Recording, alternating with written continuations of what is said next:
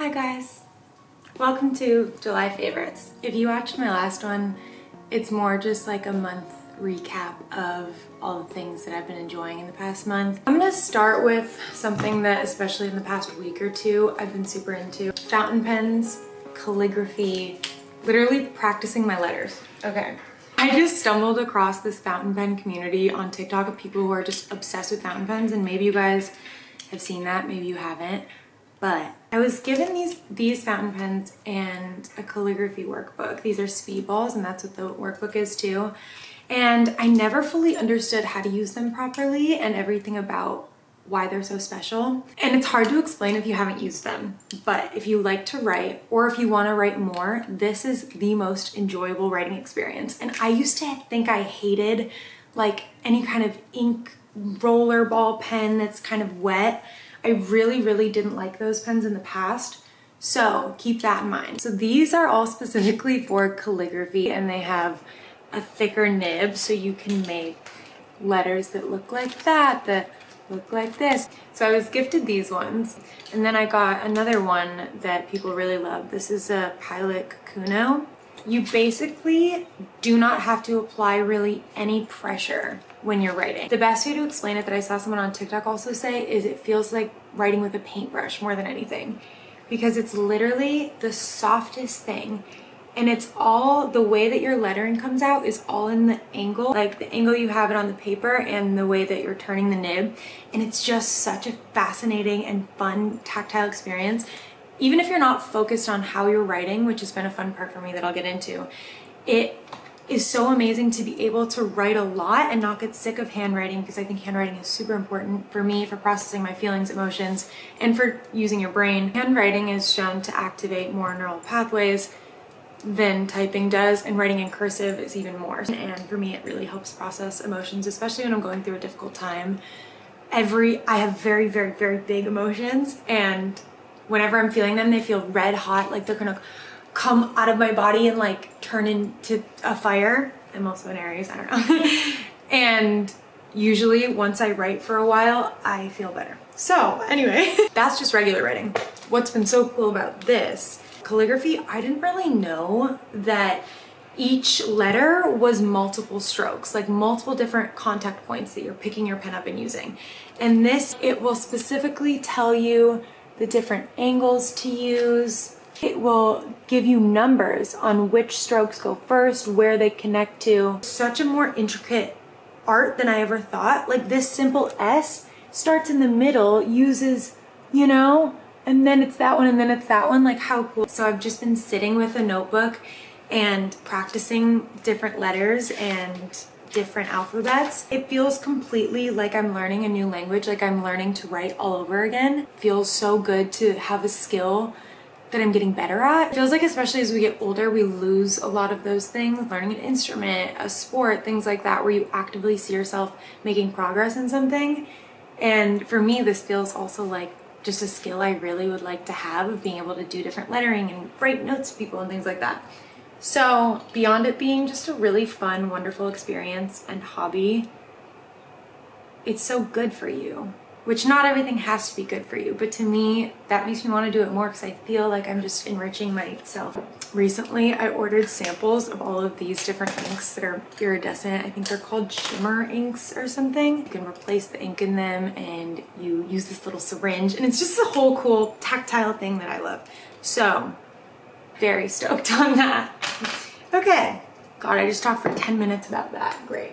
I watched this documentary called Grizzly Man, and it's from 2005, directed by Werner Herzog, about Timothy Treadwell, a self-taught naturalist who lived among grizzly bears in Alaska's national park, filming his experiences until he and his girlfriend were killed and eaten by a bear in 2003. This director found all of this footage that this man, Timothy, would take of himself when he would go live with these grizzly bears. This, to me, if I saw this poster, I would literally never in a million years watch that movie. Which also leads me to something else I've been living. Trailer night. We would pick 3 of our own trailers we wanted to watch, and then we would look at our friends' watch lists on Letterboxd or something, and then pick a couple from there. You watch a ton of trailers, which in its own can be really inspiring. And 2, you obviously get more ideas for movies you want to watch in the future, but it's just a fun way to decide with your friends. Anyway, moving on. We ended up deciding on this movie, Grizzly Bear.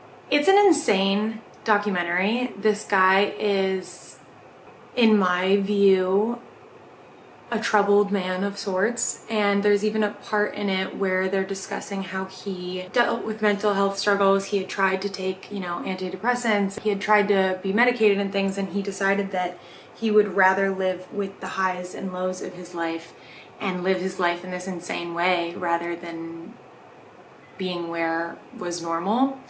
And for me, it was a really interesting thing to watch because I have personally my own mental health struggles that I'm now on medication for, and it's made my life so much better.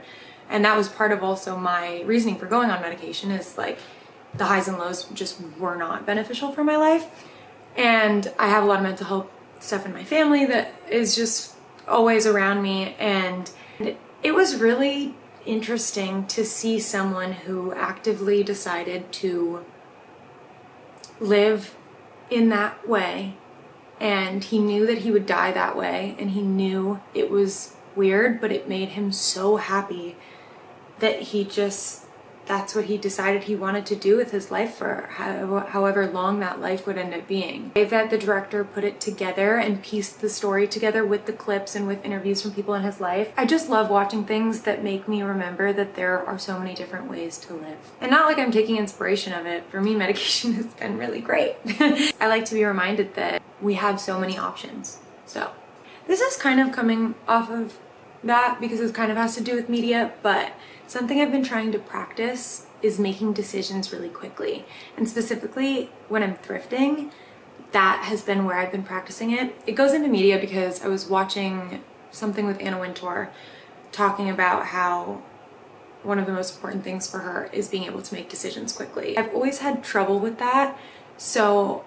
And I've always had a bit of trouble with that, and I've tried to get better at that throughout my life. But when I'm thrifting specifically recently, I've been trying to just make more split quick decisions on if I like something or not, because usually your gut does know and then you're bargaining for the other reason. Something also related to the Anna Wintour of it all. One of the best things I've ever seen that I didn't even watch it this month, I've just been thinking about it again this month. Diana Vreeland, The Eye Has to Travel.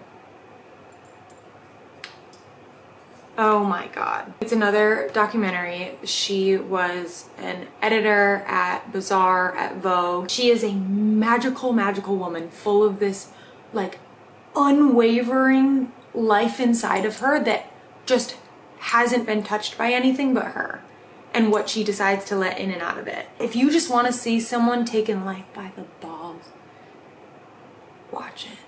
She's awesome. God, I was so inspired by it. She's so fabulous. Just a random productivity thing that's been fun for me. I don't know. I got this big board and I put all my tasks on it. And then when I do them, I can just take them off the push pin and move the thing. And it just, I'm a really tactile person. It gives me like a fun feeling of reward and accomplishment for doing something. And then I see all my little papers pile up and I feel proud of myself. So I've been really liking that. My recent scent combo, I've talked about this on TikTok. I feel like I've talked about this forever.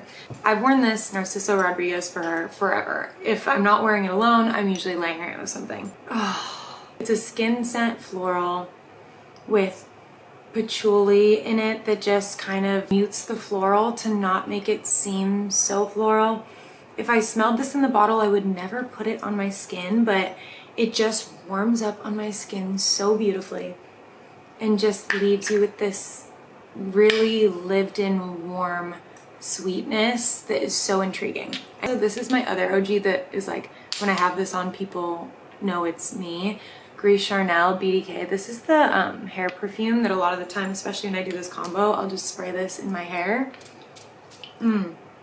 It's a fig tea scent. It's warm, it's cozy, it's very fall to me, but I wear it in every season. What I've been mixing in with these, and specifically kind of these two together, Matiere Premier Radical Rose. So apparently this is Madonna's fragrance. Oh, it's so sexy. This is another one that really smells better on than it does in the bottle. I was really wary of it in the bottle, and then I had it on throughout the day. Oh my God. There is just a wood in this that sticks around with the floral. That's, I think, what my kind of thing between these two is. If you're gonna have a floral, you need something to ground it, or to me it just doesn't smell natural and it smells so much like perfume. And I like to smell good, but I don't want to smell just like a fragrance. I want to smell like I just naturally smell this way. There's also patchouli in this, so it's kind of making sense that I like all of these things. Pepper, so I like these kind of spicy, earthy, woody florals. This is one of the most unique fragrances I have ever smelled. I was just addicted to smelling it when I first got it. Ffern Lunasa. They sent me this, and they also sent me this little terracotta stone, which I didn't know what it was for, and I looked it up, and it's a diffusion stone, so you spray the fragrance on it and then you put it wherever and it just disperses throughout the room. Notes on this are kumquat rind, nutmeg, rose, jasmine, and hay. The kumquat rind, when I read that, I was kind of like, I don't know if I'm gonna like that. I love it. It's this perfect amount of sharpness. A lot of the time, sharp in fragrances is like a vetiver or a bergamot can read really sharp to me in a way I don't like. The rind is sharp in the perfect way to me. It's exactly like when you're making a drink and you do that a little like lemon twist or something, and you just get that little scent of the citrus rind going into your face. In the kitchen with your friends on their farm, and you smell the flowers and the hay from outside, and somehow you also smell like the fresh air, and you're making a little spritz and your friend over there is finishing her dessert and you get the spices. It's just delightful. These are also natural fragrances. The whole story with this company is amazing. Fragrance started as being completely extracted from plants and flowers and herbs and things like that, and that's what they still do. But most fragrances that you'll smell have manufactured chemicals that smell like that extract but are not that extract, which is really fascinating on its own, and it's really cool. But I also think it is so cool that there are people that are still really focused on having the roots of things. Chanel Beauty.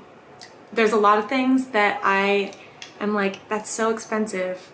Can it really be worth the price? Which Chanel Beauty, I will say, is absolutely one of those things that is worth the price. I've always loved their cream bronzer. I used that for years, and I've just recently tried this tint, which I'm a girl who has acne discoloration. So it comes out like this in beads, and then as you spread it, it is absolutely the most skin-like skin tint I have ever used. The Misha Perfect Cover BB cream was taking that place for me for a long time, and this has now replaced it. It's just made me feel so naturally beautiful. I'll use this and then a cream bronzer. The Water Fresh blush from the same kind of line, same concept. This is beautiful, so natural. It's just nice sometimes to use makeup that really makes you feel like you. I've been loving all of their makeup, but another thing I want to mention is their nail polishes. In terms of being worth the money, they last on my nails so well. I also think these are just a really fun gift to get people when you want to get someone something kind of special that is going to be cute on their vanity and it's actually going to perform well. These are amazing, and everybody would love like a little Chanel nail polish. I've talked about this lip combo to the ends of the earth. The MAC Gwen Blackwell trio that they put out. Perfect Pam Anderson combo. Not all brown liners are created equally. This is chestnut, and to me that's a very neutral brown. Like, it's not quite warm, it's not quite cool, and maybe that's why I like it so much, because I think I'm neutral toned. I don't know, I'm always trying to figure that out. And then it's Yash lipstick. I guess it does look cool toned, but it doesn't feel super cool toned when it's on me. Because I also apply it a little bit lighter so I don't get full pigment of it. This frosting glass over it that just gives you a little bit of shimmer gleam without it being too glittery. It just gives a little iridescence. It's beautiful. It's been going everywhere with me recently. Wave spray. I can't remember if I talked about this in my last video, but I've still just been using it the entire month and it's almost gone. To me, it's the hair that you get when you're in the rain and somehow your hair looks beautiful, or you were just swimming in the ocean and you get out and you feel beautiful. Too Faced lip injection. I actually like the Maximum Plump one even better. It's in a bag somewhere. Obviously we all know about this. This was a huge thing years ago. I just forgot how well these work. What I do is I put it on my lips with nothing else on my lips, so I get it on contact with my lips as much as possible. Let it sit for a while, wipe it off, then do my liner, my lipstick, and then put it again over that. And what I've also been loving in the morning is just doing this with barely any makeup, like this with the skin tint, big lips, a little freckle. Oh. Also, because it irritates your lips and that's the way it plumps them, it makes them a little bit more flushed. And then I literally do nothing other than the gloss, and it just makes me feel really beautiful, and it gives me this kind of nude lip that I think about in the 2000s, and it's just a plumping gloss. One more makeup thing. This Marc Jacobs eyeshadow, I gasped actually when I swatched it for the first time. First of all, look how cute the packaging is. But just, okay, so creamy. Holy crud balls. Also, last month, I think I was talking about two-tone things. Are you kidding me? It's butter smooth. It's so good. This is some of the best duochrome shadow I've ever found, if not the best, and a lot of brands try to do it and it's not always done properly, but this was phenomenal. Also, packaging, another fun kind of gift thing. Okay, some other smelly things. These are one of my favorite incense in the entire world. If you at all are comforted by the smell of wood or fire or campfire or anything like that, these are Incienso de Santa Fe, I think. I got the sampler pack originally where they have all different types of wood smells. They smell absolutely exactly like wood, and when you burn one, it smells like you're at a campfire. It's just the most calming scent to me, especially from being like from New York, upstate New York, Western New York. It reminds me of home. 2 teas. Buckwheat tea and this hojicha tea. I've used all of them, so I don't have any left to show you. Oh my god. Both expensive teas, but so cozy, so comforting. Oh my god, it's like a hug in a mug. It's like a... I didn't mean to say that, but it is. It's like the warmest hug. Everybody I know who has tried both of these is just obsessed with them. One last beauty thing, hair removal cream. This is the first one I've ever tried, and I tried it specifically because it had so many good reviews, especially for people with sensitive skin. It's the Flamingo. I've been getting laser for a while, but it's so much to keep up with, especially in the summer. You can't go all the time. I get razor burn so bad on my armpits, on my bikini line, everywhere.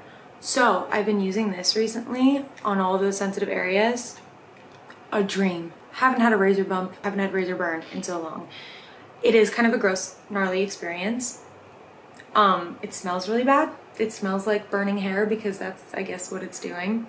But it's been the best thing ever for a person who has a really difficult time shaving those areas. Also, it removes your self-tan, so it's kind of been a nice thing the day before I self-tan to do this all over my legs. The self-tan removed, a little bit of exfoliation, and removed my hair. It's kind of been amazing, but just know that going into it.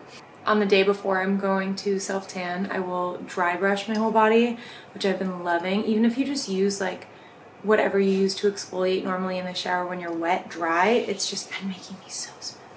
And then I use this, and then the next day I self-tan. I don't do it in the same day because I think I read somewhere that I'm supposed to wait a day to do self-tanner after this. I feel like that's kind of all I've got for now. That feels like it wasn't maybe as many things as last time. It was a month of, I guess, less things. But I hope you enjoyed that. And hopefully I'll be back for more in the meantime.